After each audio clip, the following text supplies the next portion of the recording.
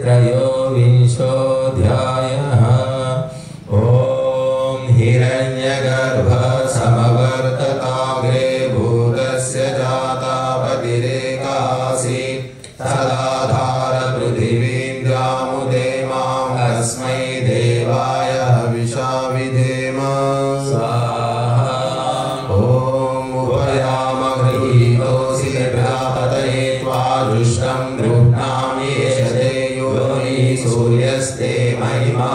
यस्ते हंसंवत्सरे महिमा संबभूव यस्ते वायावन्तरिक्षे महिमा संबभूव यस्ते दिवि सूर्ये महिमा संबभूव तस्मै ते महिम्ने प्रजापतये स्वाहा। देवेभ्यः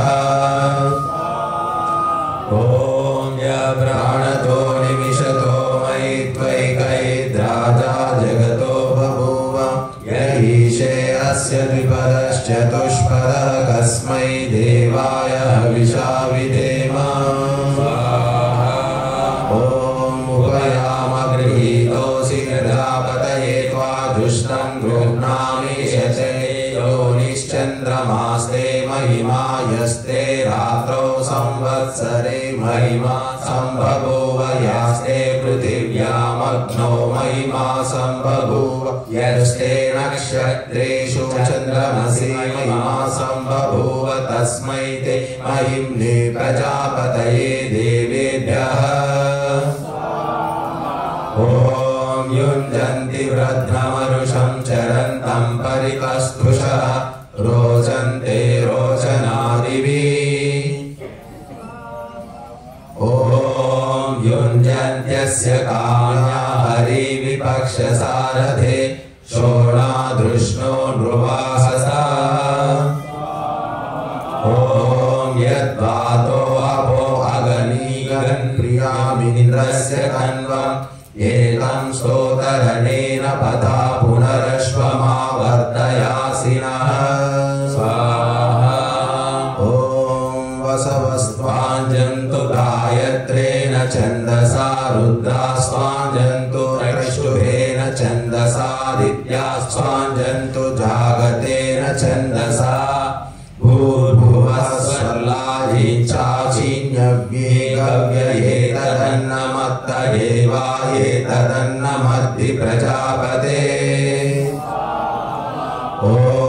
कास्येयाहि चरति कंसिज्जायते पुनः किं सिद्धिमस्य भेषजं किं वावनं महत्। ॐ सूर्य एकाकी चरति चन्द्रमा जायते पुनः अग्निर्हिमस्य भेषजं भूमिरावपनं महत्। ॐ काशीदासीत् पूर्वचित्ते किंसिदासीत् बृहद्वयः काशीदासीत् पिलिप्पला काशीदासीत् पिशङ्गिला। ॐ गौरासीत् पूर्वचित्तिरश्व आसीत् बृहद्वयः अविरासीत् पिलिप्पिला रात्रिरासीत् पिशङ्गिला। ॐ वायुष्वापचतैरवत्वसितग्रीवश्चागैर्नग्रोधश्चमसैः शमलिर्मूर्ध्या एषस्य रात्यो वृषा षट्भिश्चतुर्भिरेदगन् ब्रह्मा कृष्णश्च नो वदो नमोऽग्नये। ॐ संशितो रश्मिना रथः संशितो रश्मिना हयः संशितो अप्स्वप्सुषा ब्रह्मा सोमपुरो गवः। ॐ स्वयं वाजितन्वं कल्पयस्व स्वयं यजस्व स्वयं जुषस्व महिमा तेन सन्नशे। ॐ न भावये तन्प्रियसे नरिष्यसि देवायिदे शिवदिभिः सुखेभिः यत्रासते शुक्रो यत्र ते ययुस्तत्र त्वा देवा सविता दधातु। ॐ अग्ने पशुरासीतेनायुजन्तः स एतं लोकमजयद्यस्मिन्नग्ने सते लोको भविष्यति तं जेष्यसि विवेकापः वायु पशुरासि तेनायजन्त स एनं लोकमदयद्यस्मिन् वायु सदे लोको भविष्यति तं जेष्यसि विवेकापः सूर्य पशुरासि तेनायजन्त स एनं लोकमदयद्यस्मिन् सूर्य सदे लोको भविष्यति तं जेष्यसि विवेकापः ॐ प्राणाय स्वाहा प्राणाय स्वाहा व्यानाय स्वाहा अम्बे अम्बिके बालिके नमानयति कश्चन सशस्त्रश्वकः सुभद्रिकां गाम्भीरवासिनीम् ॐ गणानां त्वा गणपतिं हवामहे प्रियाणां त्वा प्रियपतिं हवामहे निधीनां त्वा निधिपतिं हवामहे वसो मम आहमजानि गर्भधमा त्वमजासि गर्भधम् ॐ तावुभौ चतुरापदा सम्प्रसारयाव स्वर्गे लोके प्रोनुवातां वृषा वाजीरेतो धारेतो दधातु ॐ सत्यावगुणं देहि समञ्जिं चारयावृषन् यस्त्रीणां जीवभोजनः ॐ यकासकौशकुन्तिका हलगिति वञ्चति आहन्ति गवे रसो निरगलीति धारका ॐ यकोसकौशकुन्तका हलगिति वञ्चति विभक्षत इव ते मुखमध्वर्यो मानस्त्वमभिभाषता ॐ माता च ते पिता च ते ग्रं वृक्षस्य रोहतः प्रतिलामीति ते पिता गवे मुष्टिमदස්සयत् ॐ माता च ते पिता च ते ग्रे वृक्षस्य क्रीडतः विवक्षत इव ते मुखं ब्रह्मन्मात्वं वदो बहु ोच्चापय गिरो भारं हरन्निव अधास्यै मध्यमेदतां शीदेवा ते पुनन्निव ॐ ऊर्ध्वा मीनामुच्चापय गिरो भारं हरन्निव अधास्यै मध्यमेदतो शीदेवा ते पुनन्निव ॐ यदस्यामुच्छ्रयता गिरो भारं हरन्निव अधास्य मध्यमे जतु शीते वाते पुनन्निव ॐ यदस्याम्बुभेद्याः कृधुस्थूलमुपादसत् मुष्काविदस्या ये जतो घोषभेषकुलाविव ॐ यद्देवासो ललामगुं प्रविश्येमिनमाविशुः सत्यादेदिश्यते नारी सत्यस्साक्षि भुवो यथा ॐ यद्धरिणो यमवत्ति न पुष्टं पशुमन्यते शूद्राय दर्यचाराणपोषाय धनायति ॐ यद्धरिणो यवमत्ति न पुष्टं बहुमन्यते शूद्रो यदर्यायै जारो न पोषमनुमन्यते ॐ दधिक्राम्नो अकारिशं जिष्णो यश्वस्याजिनः सुरभिनो मुखाकरत्प्रण आयोषितारिष ॐ गायत्री तिष्ठुप् जगत्यनुष्ठुप् पङ्क्त्यासः बृहति विष्णुकृष्णिहा ककुप्सूचिभिः शम्यन्तु त्वा ॐ द्विपदायाश्च दुष्पदास्त्रिपदायाश्च षट्पदाः विच्छन्दायाश्च सच्छन्दाः शुचिभिः शम्यन्तु त्वा ॐ महानाम्यो रेवत्यो विश्वाशाः प्रभुवैः मैघे विद्युतो वाचा शुचिभिः शम्यन्तु त्वा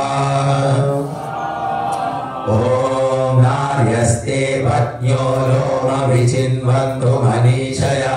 देवानां पत्न्यो दिशा सूचिभिः शम्यन्तु त्वा ॐ रजता हरिणीः सीसायुजो युज्यन्ते कर्मभिः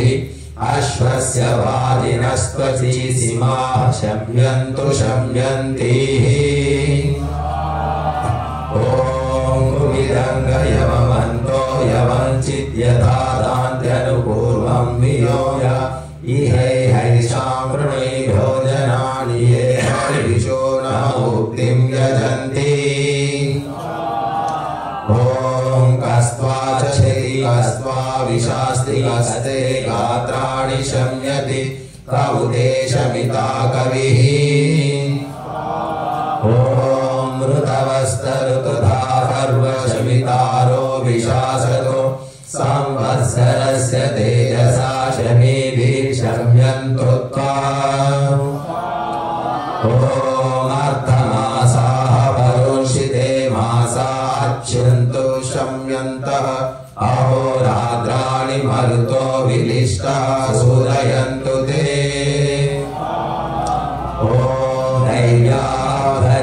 नैव्याधर्यवस्त्वाच्यन्तो विचशासतो गात्राणि पर्वशस्ते सीमाः कृण्वन्तु शम्यन्तीः ॐ यौषे पृथिव्यन्तरिक्षं वायुश्चित्रं प्रणोतु ते सूर्यस्ते नक्षत्रैः सालोकं कृणोतु साधुया ॐ शन्ते परेभ्यो गात्रेभ्यः शमस्त्वपरेभ्यः शमस्तभ्यो मज्जभ्यः संवस्तु तन्वै तव ॐ कासिदेकाकी चरति कवुषिजायते पुनः किं स्विद्धिमस्य भेषजं किं वा वहनमः ॐ सूर्य एकाकी चरति चन्द्रमा जायते पुनः अग्निर्हिमस्य भेषजं भूमिरावपनं ॐ किंचित् सूर्यसमं ज्योतिः किं समुद्रसमं सरः किं स्वित् पृथिव्यै वर्षीयः कस्य मात्रा न विद्यते ॐ ब्रह्म सूर्यसमं ज्योतिर्द्योः समुद्रसमं सरः इन्द्र पृथिव्यै वर्षीयाङ्गोऽस्तु मात्रा न विद्यते ॐ पृच्छामि त्वाचितये देवसखा यदि त्वमत्र मनसा जगद्ध येषु विष्णुस्त्रिषु पदेष्वष्टस्तेषु विश्वं भुवनमाविशेषा ॐ अभितेषु त्रिषु पदेष्वस्मि येषु विश्वं भुवनमाविवेश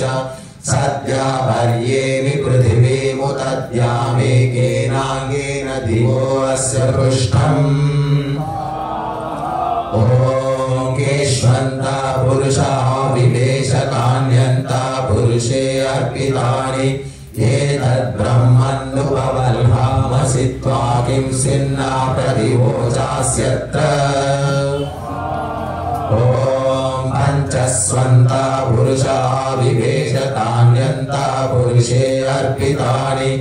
एतत्पात्र कटिमानो अस्मिन् मायया भवत्स्युत्तरो ॐ कासिदासीत् पूर्वचित्ते किं स्विदासीत् बृहद्वयः कास्विदासीत् पिलिप्पिला कास्विदासीत् पिशङ्गिला ॐ गौरासीत् पूर्वचित्तिरश्व आसीत् बृहद्वयः अगिरासीत् पिलिप्पिला रात्रिरासीत् पिशङ्गिला ॐ कायीमरे पिशङ्गिला कायीं कुरु पिशङ्गिला कायीमा स्कन्दमह्षरी कयीमां पन्थां विसर्पति ॐ अजारे पिशङ्गिला श्वावित्कुरु पिशङ्गिला शशास्कन्दमश्यत्यै पन्थां विसर्पति क्षरस्य विष्ठाः प्रत्यक्षराणि कति होमासः कटिधा समिद्धः यज्ञस्य त्वा विदधा पृच्छमत्र कति होतार ऋतुषो यजन्ति ॐ क्षरस्य विष्ठाः शतमक्षराण्यशीतिर्होमाः समिधो हतिस्रः यज्ञस्य ते विदधा बब्रवीमि सप्तहोतार ऋतुषो यजन्ति ॐ को अस्य वेद भुवनस्य नाभिं को द्यावा पृथिवी अन्तरिक्षं क सूर्यस्य वेद बृहतो जनित्रं को वेद चन्द्रमसं यतोजाः ॐ वेदाहमस्य भुवनस्य नाभिं वेद द्यावा पृथिवी अन्तरिक्षं वेद सूर्यस्य बृहतो जनित्रमधो वेद चन्द्रमसं यतोजाः ॐ पृच्छामि त्वा परमन्तं पृथिव्याः पृच्छामि यत्र भुवनस्य नाभिः पृच्छामि त्वा वृष्णो अश्वस्य रेता पृच्छामि वाच परमं व्योमम् ॐ इदं वेदे परो अन्तः पृथिव्यायं यज्ञो भुवनस्य नाभिः अयं सोमो वृष्णो अश्वस्य रेतो ब्रह्मायं वाच परमं व्योमम् ॐ शुभोः स्वयंभूः प्रथमोऽन्तर्महत्यर्णवे दधेह गर्भमुदप्रियं यतो जाता प्रजापतिः ॐ होतायक्षत् प्रजापति सोमस्य महिम्नः जुषतां पिबतु सोमं होतर्यज ॐ प्रजापतेन त्वदेतान्यन्यो विश्वारूपाणि परिता बभूव यत्